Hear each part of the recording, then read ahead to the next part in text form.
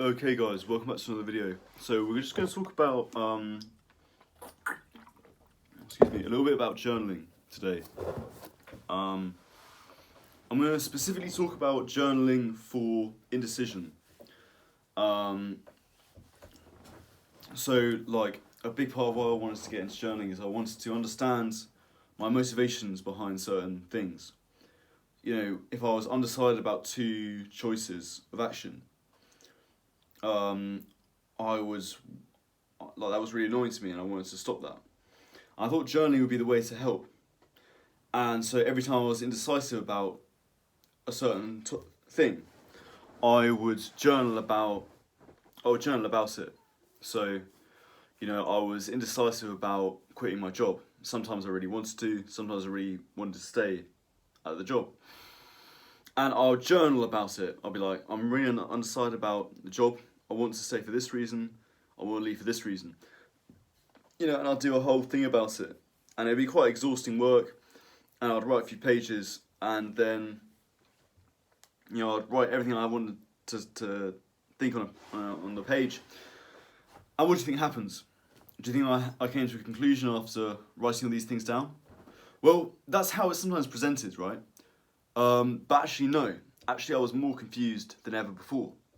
I kind of found that the more I journaled, the more more confused I got.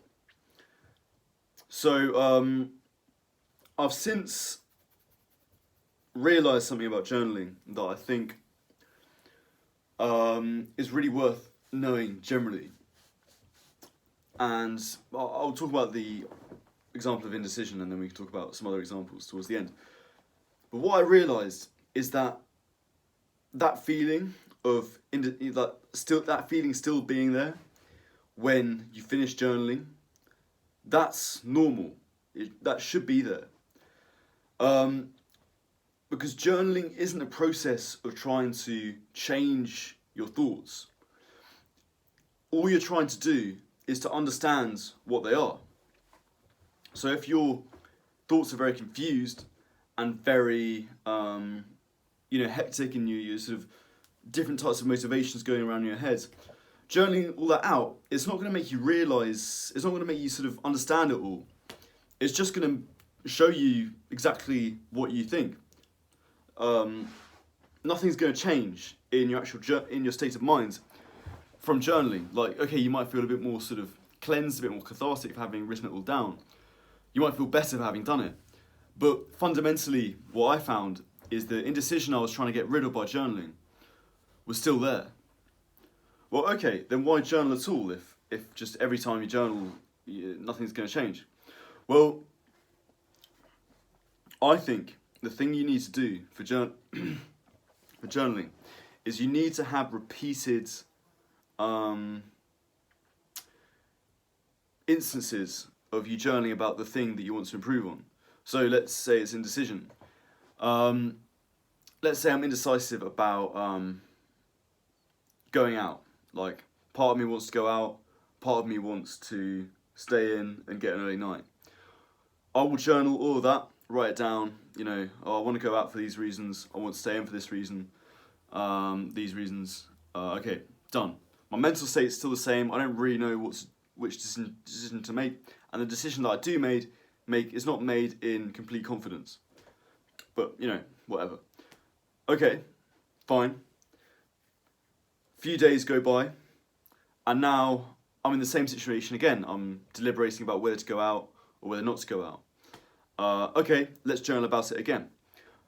Same thing, you know, I write all my thoughts down. Doesn't really change how I think. I've just written my thoughts down on a piece of paper. Okay, fine. You know, make a decision. It's not really influenced by my journaling itself, but it's just what I think. I do this a few more times, and eventually I've got a whole book of exactly how my thoughts, how sort of my mental state was at the moment of this indecision. And now what I can do is I can go back and read through these entries that I've made about my indecision. And reading back in retrospect, I can then recognise that's where the sort of benefit of journaling comes in. That's where that's where the cycle completes, because I'm reading through this in a different state of mind, and I'm recognising patterns that I never recognised before. And also, I had the ability to look back on my journal retrospectively. So let's say I decided to stay in one night instead of go out. I could be like, actually, yeah, that was a really good idea. You know, I don't regret not doing that, even though it says here, like, I wanted to go out because I thought I'd regret it. And then I might see another page and it says the opposite, you know, but I'm recognizing patterns, and it's like, oh, actually, yeah, I'm just worrying that I'm going to regret missing out on something that I don't end up actually missing.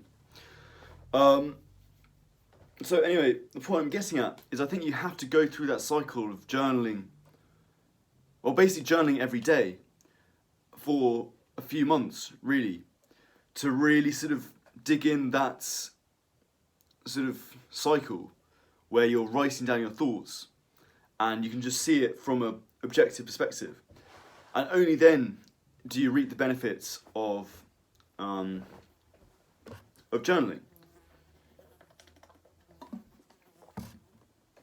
So, I've used the example here of indecision, but I think it goes for anything in journaling. You know, whatever your aim with journaling is, you have to commit to the process of treating it as a journal, rather than just writing it down there and then and hoping to see a change. I think the real key with journaling is about tracking what's going on and being able to recognise patterns. And it's only when you look back on it and you read through it that you're really going to see those benefits. So, anyway, I hope this video was helpful, guys. Yeah, because I just think I'll just add this one thing and then I'll go. I think it can be real torture if you do it the way I was doing it in the past, where you're just writing down one journal entry and then suddenly you expect your mind to be clear and you've solved the problem. It's like, it's not that simple. There's a really long process to go through, and I think especially as guys, like that kind of thing of just talking about your worries, like it's important to do, but I think the real benefit comes when you can.